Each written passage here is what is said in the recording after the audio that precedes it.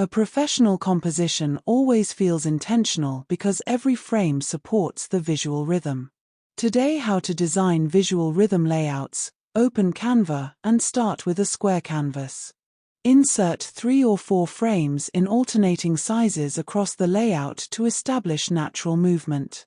Upload your images and drag them into each frame, adjusting the crops carefully to maintain continuity.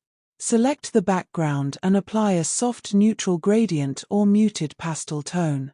Slightly overlap one frame and rotate another a few degrees to create visual rhythm without making the layout chaotic. Add thin line accents with reduced opacity to guide the viewer subtly across the composition. Use position tools